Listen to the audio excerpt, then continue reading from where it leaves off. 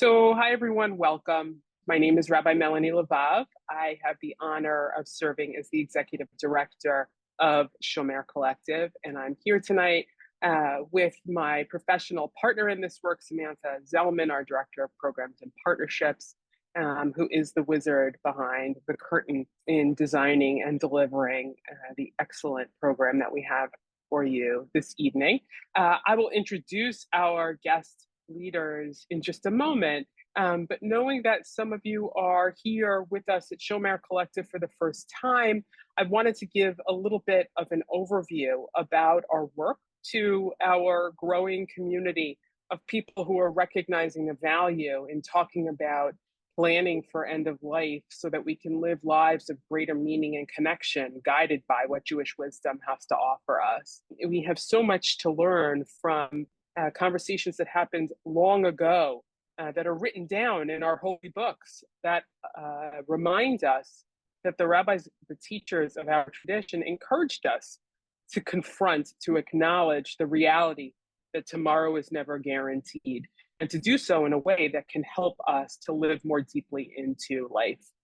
So I'll talk a little bit about how we got to where we are this evening. The founders of Shomer Collective's work, and I should say the word Shomer in Hebrew means one who watches or guards. In modern Hebrew, the Shomer is the person who sits at the entrance to a building serving as the security guard. The security guard is called a Shomer in modern Hebrew.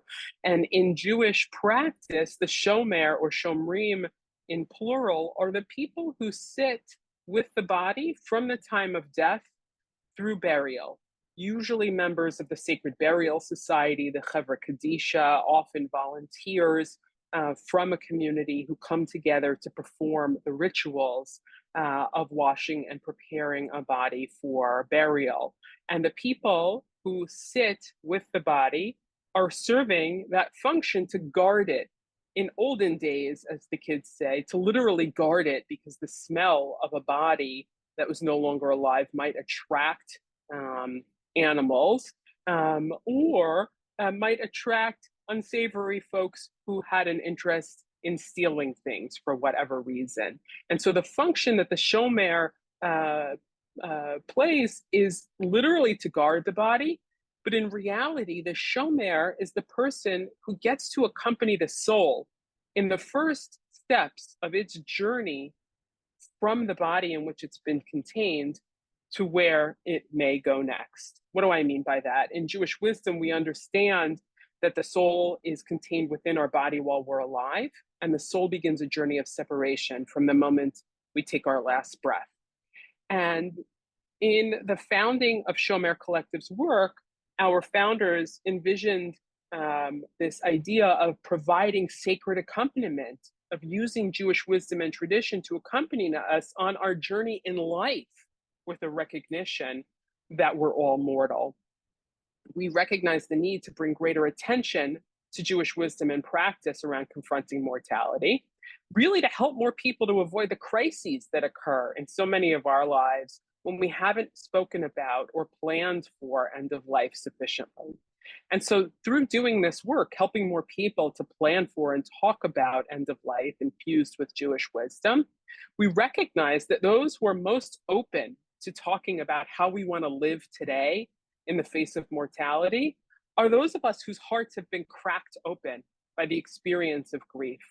And thus, our growing work around grief is largely in response to what we've heard and seen from so many of you who have been to our programs over the last few years since we got started. So to ground us as we head into tonight's work, I want to take a minute to acknowledge where we are in space and time on the Jewish calendar.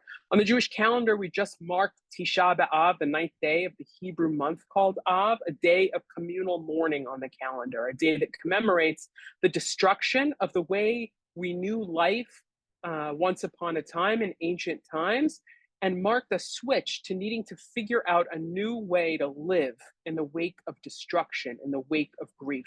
On Tisha B'Av, we read a book, the Book of Lamentations, Eicha in Hebrew, where the destruction of the city of Jerusalem is lamented in great detail.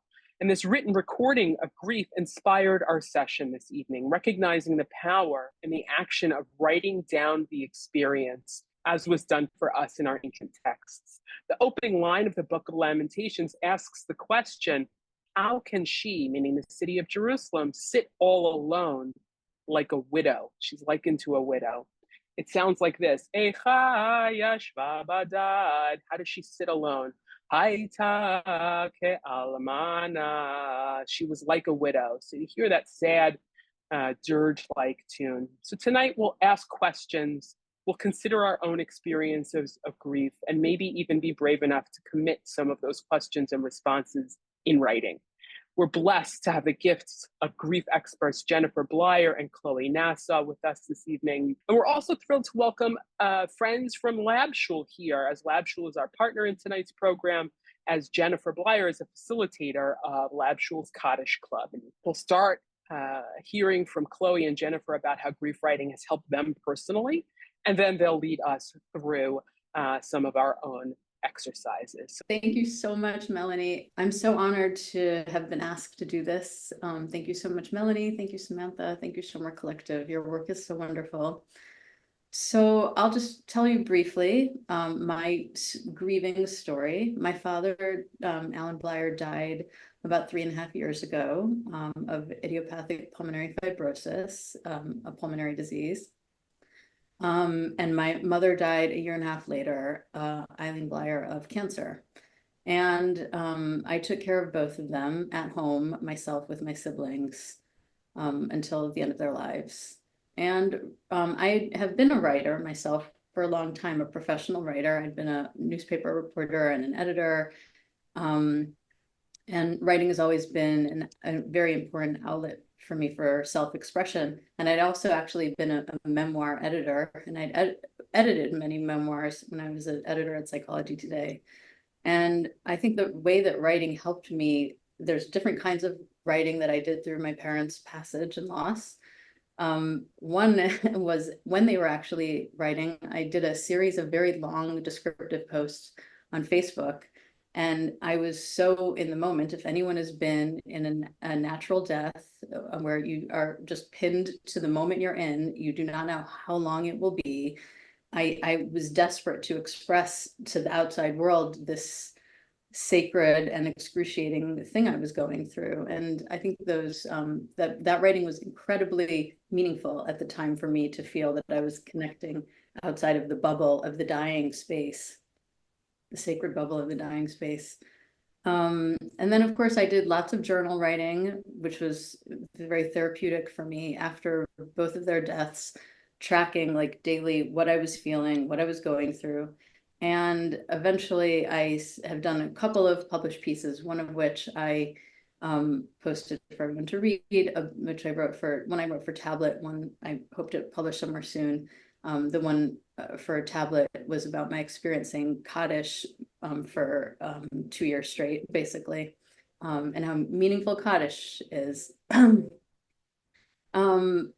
You know, as someone who's written a lot for publication, these different kinds of writing, which were not necessarily for others to see, were just ways, and I hope everyone will experience this in some way tonight, a way writing can tap into the unconscious, and it can allow us to externalize what's internalized in a way that thinking or even, even talking doesn't. It can help you to, obviously get your thoughts out, get feelings out. In some ways, like writing, for anyone who's ever done any sort of journal writing or free writing, it taps into things you might not even be conscious of, have been conscious of before.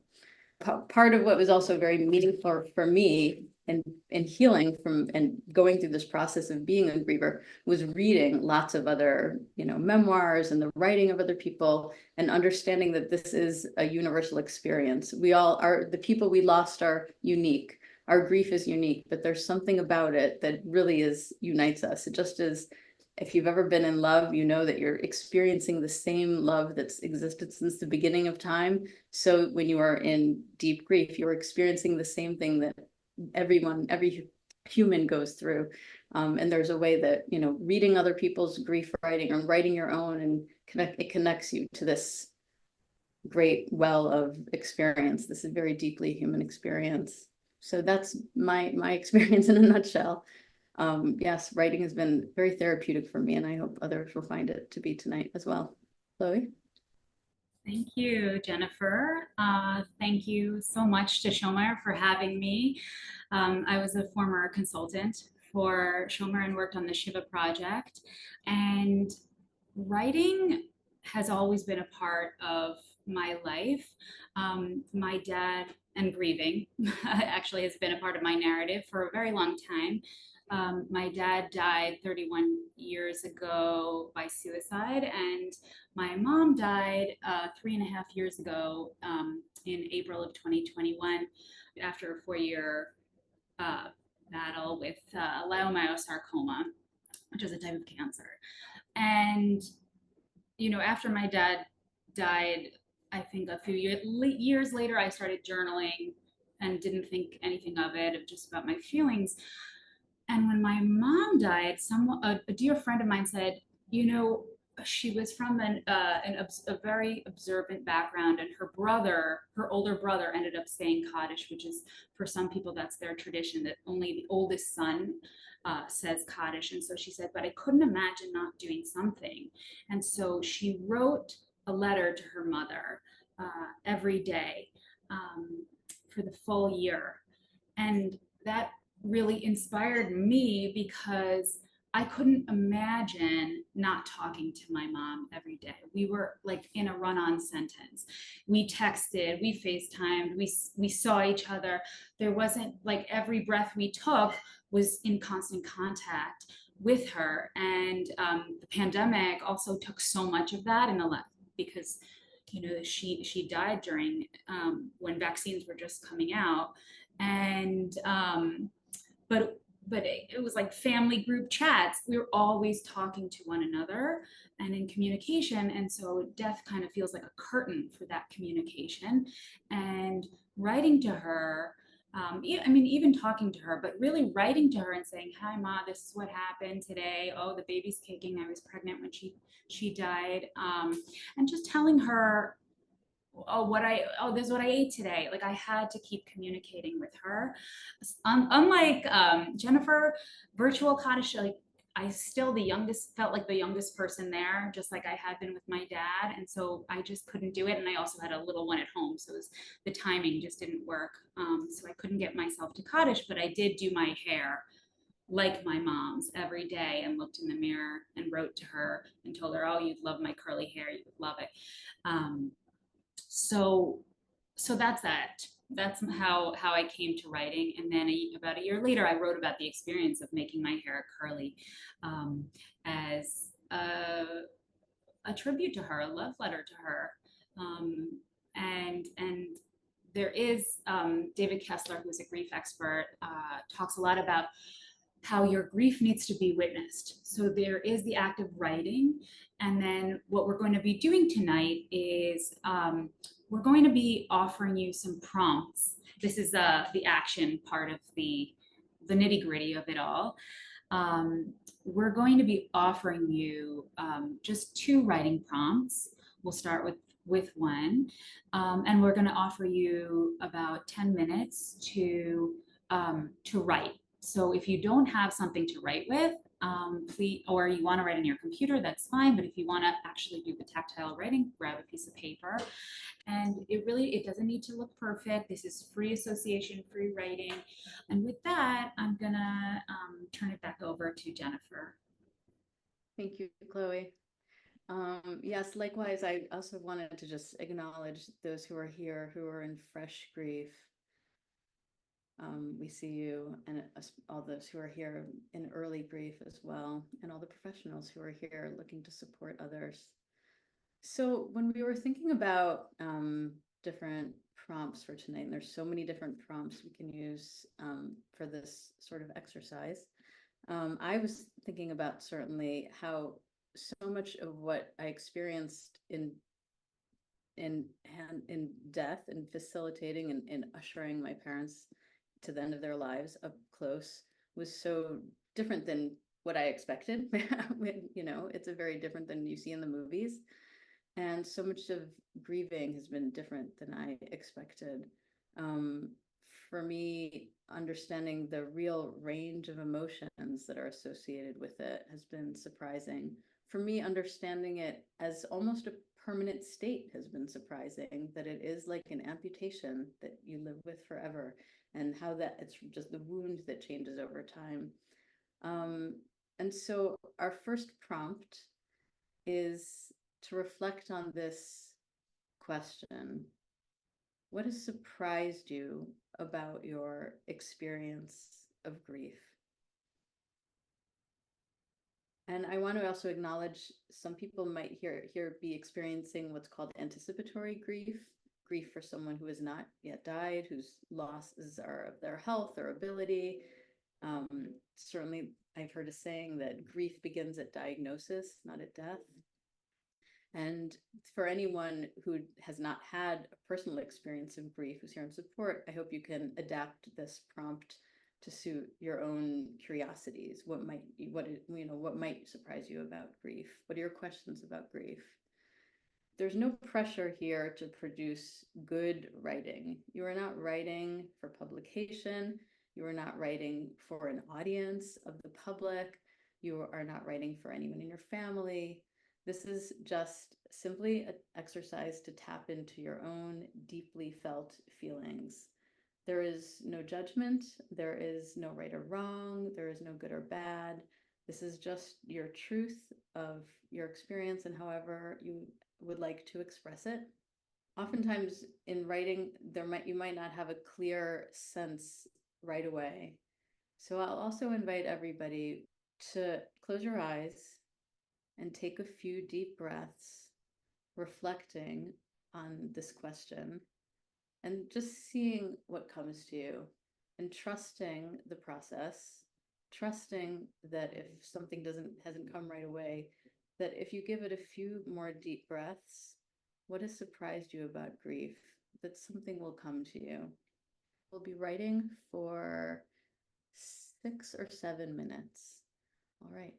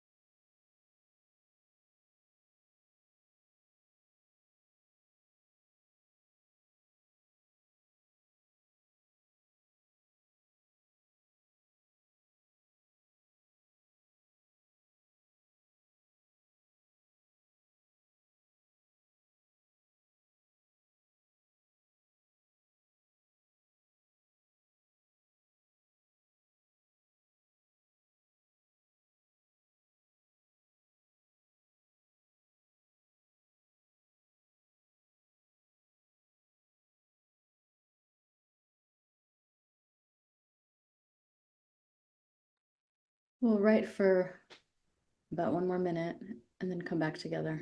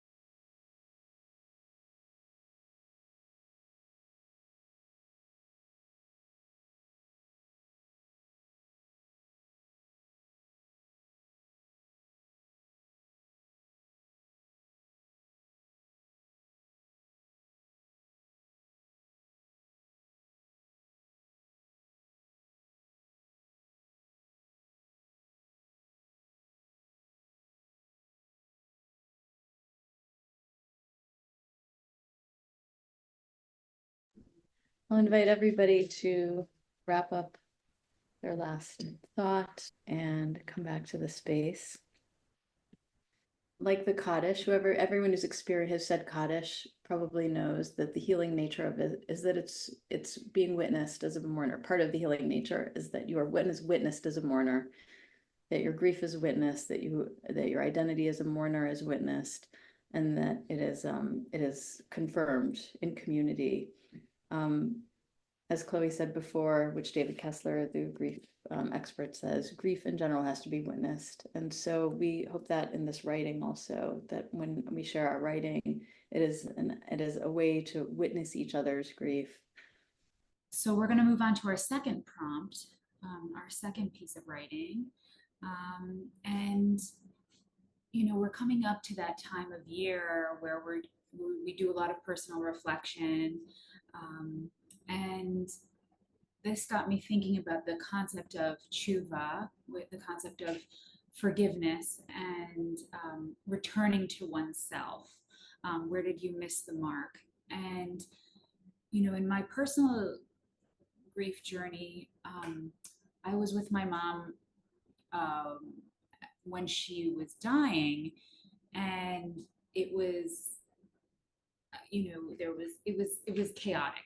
It was not calm, and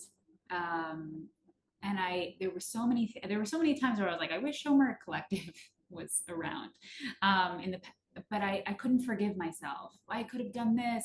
And even though there was no way that she was going to live beyond her time, but I couldn't forgive myself, and I was so distraught in the weeks after her passing about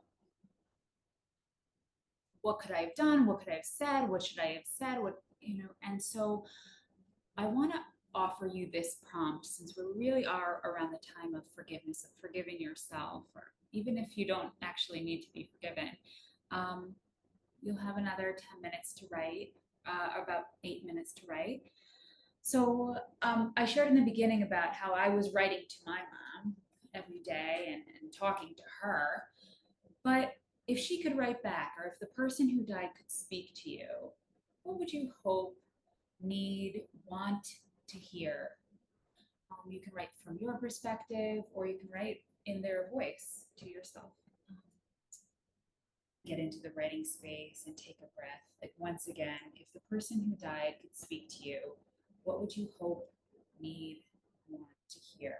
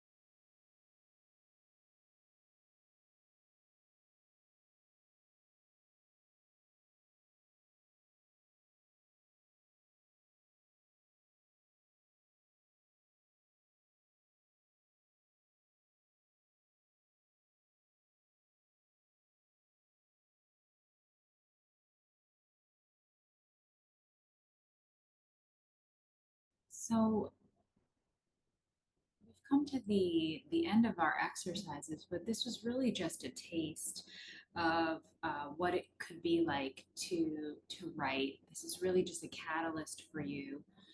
I'm going to turn it to Jennifer, and I really thank you so much for affording us this time.